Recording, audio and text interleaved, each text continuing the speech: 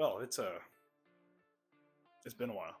I think the last YouTube video I made has not been that long, but since like the last time I stood in front of a camera and essentially talked to myself, it's been a little while.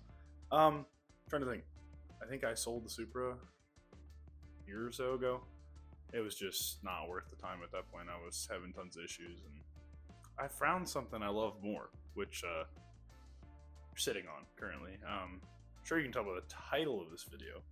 I have a new build I want to start now. Like, you know, school's over, so like I have my own space. I can buy car parts, and nobody's gonna say anything. I can leave them in the living room. My roommate might say something. Whatever. Beside the point. But new space, new project. It's something I'm very excited about. If any of you follow my Instagram, which you should, links down there. I love early 2000 S4s. So B5 S4s to be exact. I have a couple. It's kind of a problem. Not one I see getting any better anytime soon, to be completely honest with you. There's one over there. There's one in that garage. And you may be sitting on one. I'm not gonna lie to you. It's rough. Needs a lot of work, but it's a cool spec. And I mean, you gotta start somewhere, right? So, I had big plans for this. What will come of it, we will have to see. But I know I have to come out here, and I want to document it, so I know I have to come out here and film it. So I've already filmed a couple little things. I was waiting for the microphones to come in, so trying to step up the quality a little bit this time around. But I'm really excited for this. We're gonna try some new stuff, some fabricating, paint it. Definitely paint it. But I'm excited. I'm excited for this. I hope you guys want to follow along. Don't forget to subscribe. It motivates me, as well as you guys. You won't miss out. Every time I post, it'll come up in your subscription box, as well as you can turn notifications on, which is cool. But also, I guess that's enough said. Let's get into it.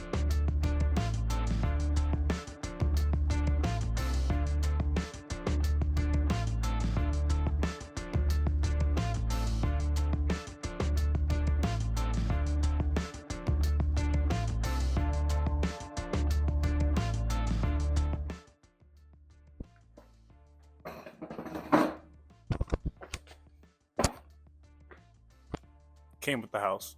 Don't question it. You may find yourself asking, Simon, what did you get yourself into here? And I'll tell you, fine piece of machinery. Nah, for real. This is a 2000 Audi S4. It is equipped with, the 2.7, one of the best motors ever. It's the 2.7 twin turbo. It is hibiscus red metallic, hibiscus red pearl, and features the panda interior, which is like my favorite color combo. They didn't make a ton of these, which is why it's cool. None of my friends have hibiscus S4s, and I have a lot of friends with S4s. Not meaning that like I have a lot of friends, but like a disproportionate number of my friends do also own B5 S4s. That's okay. Glad we cleared that up. So it's rough, as I said. The front bumper basically non-existent. Which, if you know anything about these, ouch, hurts my wallet. But we're gonna fix it. Right now, it is bone stock. Other than I think it has a boost gauge and a stage 1 tune. It's on some mismatched stock wheels, stock suspension. It's got no exhaust. Previous owner told me he hit a pothole and it just ripped it off right behind the cats. I have it, but I'm putting cats back in. Why would I do that? It's no fun. Just steal horsepower. the plan is to make this nice. Now that's admittedly going to take a while, but we'll get there. I promise. I don't know. I really want this to be like my dream S4. It's so corny. That might be the title of this video. I don't know, but like building my dream S4. I love this color. I love this spec. I've wanted a single turbo one for a long time, so we're gonna single turbo it. Which I'm gonna try. I think I haven't decided fully yet. I might try and make my own single turbo kit. I mean, I'm an engineer. How hard can it be? Cut to me struggling in 2-3 months. We'll see how it goes. But yeah, I'd manual swap it, single turbo, make all the cool noises, make some power, maybe shoot some flames probably. I don't know. It'll be fun. I'm excited to get into this. I have been itching to start working on this car, but you know, stuff's expensive. I need to maybe not have so many cars. That might help, but beside the point. But I guess without further ado, let's get into it.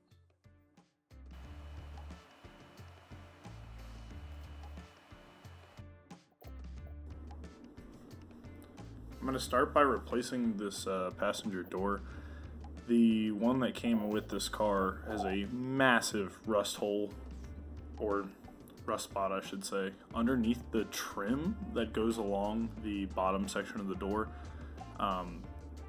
So luckily I found a parts car actually that was local, and I bought the car and was able to salvage a door that's the same color. But so we're going to start by pulling off the door card, and then once we have the door card off, we can dive into taking off the connectors and disconnecting everything else for the door. These cars, the locks are air actuated, so you'll see me fiddling here with what looks like a pneumatic hose. That's actually just what powers the locks. But first, gotta take the mirror off, which this was extremely frustrating. I don't know why I struggled so much with, not the connector so much, but getting the mirror itself off of the door was just like way worse than I remember it being. But I eventually got it all off. These are triple square, which is kind of weird. A lot of stuff in this car is Torx and Allens.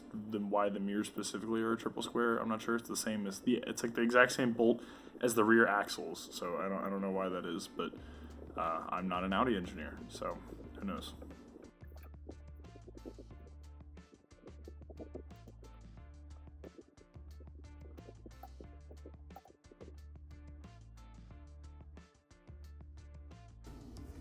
Now it's on to what has to be easily the most frustrating part of taking one door off and putting another one on, and that is threading all of the connectors through the grommet to get them out of the car and then, disconnected entirely.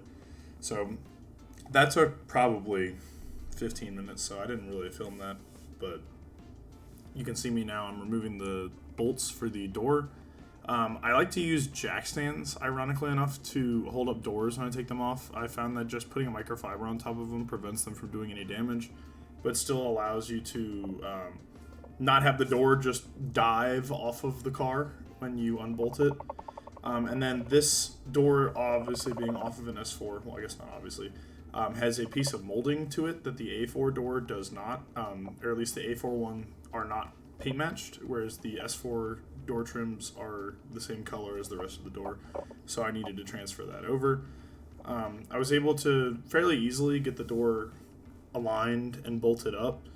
The wiring and stuff is to come later because, as I said, that's kind of a pain.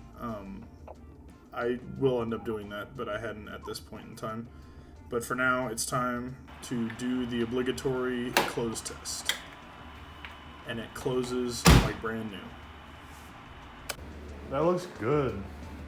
It's definitely definitely not quite the same color. This is why I have to, when I respray the car, I have to respray the whole car, because it's really hard for this color. Like, this car definitely sat outside more. This one has 300,000 miles, this one's 130. So I'm hoping like a good clay bar and then polish will bring this back, but I mean, it's good enough for now, as opposed to this door, which has seen better days. So I'm gonna throw the mirror off this one and the trim piece on, and then we'll move on to the next thing. Now it's time to put the rest of the door components back together. So that being plugging all the wires back in, as well as putting the door card back on and all the foot panel trim. This was not as bad as I remember it being, but I was kind of uncertain on which way the wires went. Some of the connectors you could flip, so I had to guess.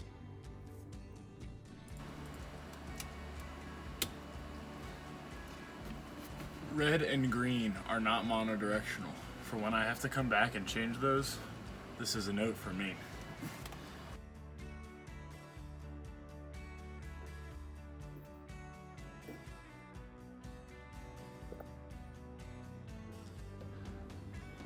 It was next time to put the door card back on. I got most of the way through this before I realized that A, the windows don't work unless the key is on, and B, I then realized that the pneumatic hose was getting pinched in the window actuator, so I had to address that. And then after all of this, I realized that I had not replaced the mirror. So the mirror on the car was still the one from the parts car, and it had a bunch of clear coat failure and just wasn't in great shape. So I then got to pull this all back off and replace the mirror.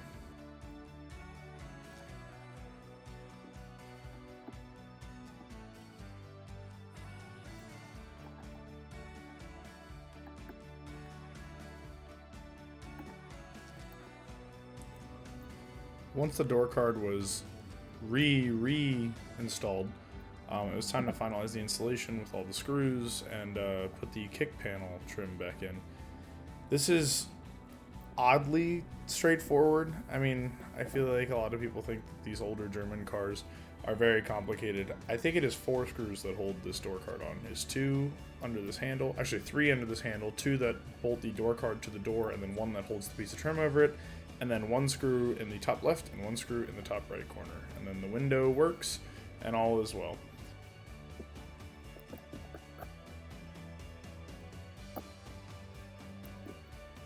Now it's time to put that little kick panel back in. This is again just 2 screws and then snaps into place. And then all of the wires and nastiness that's down there is hidden. Now that all the door stuff is done and is fully put back together, I want to address the front end. These headlights are not bad, but I had a parts car that came with some E-codes, so we're going to throw those on. Well, we're going to restore those and then throw them on. And then I have a new bumper. So this is just the crash bar out of the bumper that came on the car. I'll throw a picture up right here.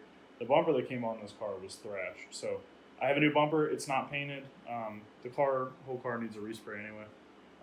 So it's black, it doesn't match, and I've got some mismatched grills and stuff, but we're gonna go ahead and throw that on and make this look more complete.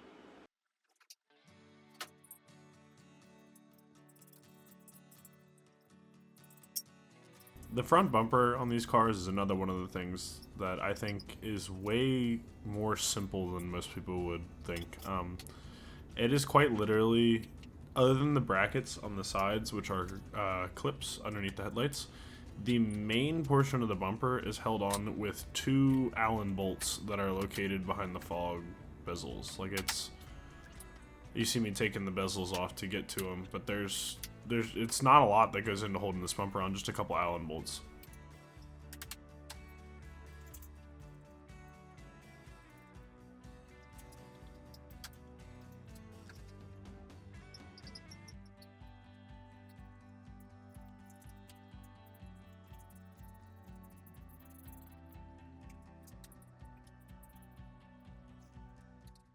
Looks like a more complete car already.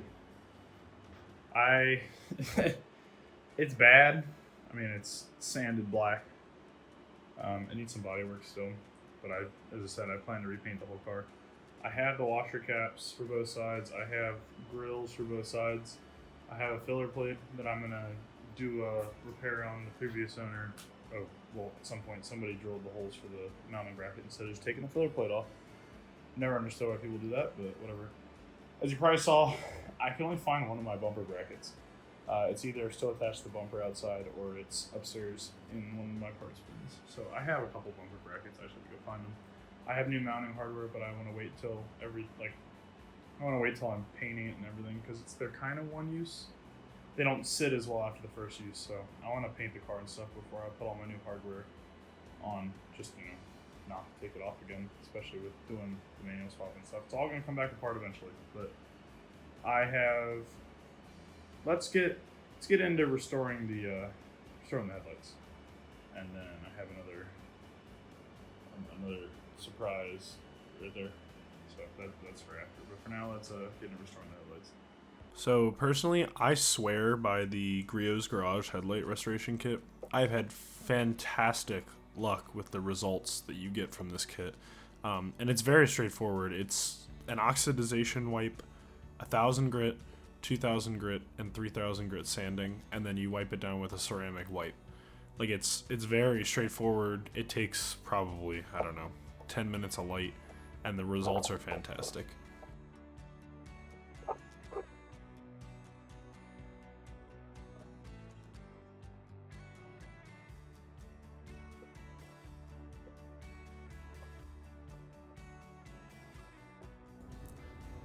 Now that the oxidization wipe is done, we're going to clean the lens and then start the sanding process.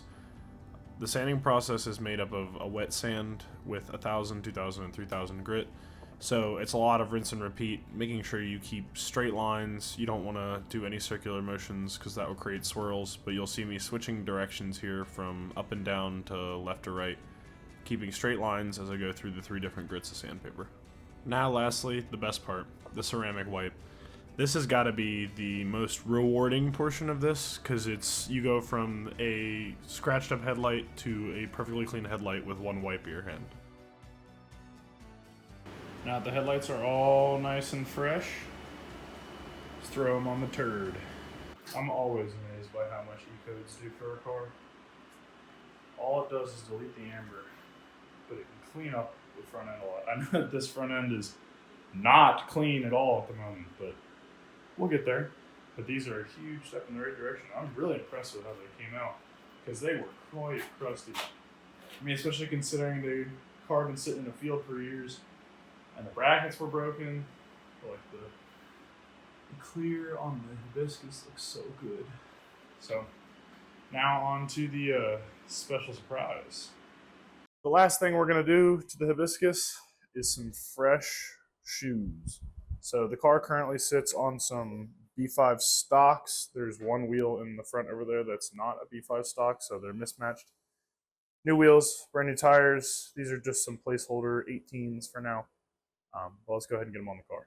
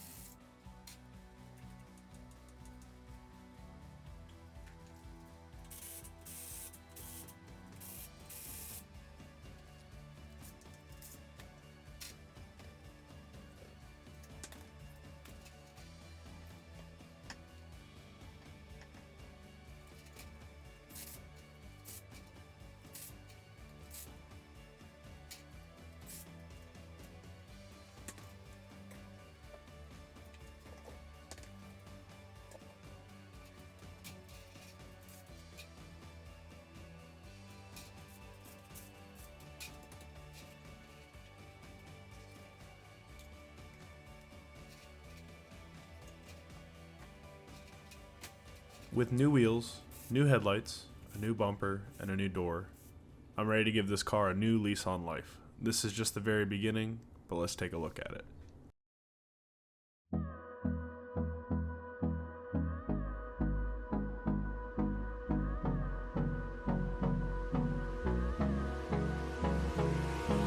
Hold me close till I get up. Time is barely on our side. I don't wanna waste what's left. The storms we chase are leading us, and love is all we'll ever try.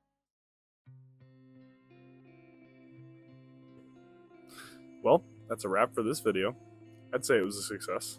I mean, new bumper, new headlights, new wheels, new door. What more could you ask for? But in coming videos, see behind me, we have a donor car for a manual swap. So as well as it has some other goodies. So be sure you stick around for that. Make sure you subscribe, like the video, and I guess I'll see you guys next time.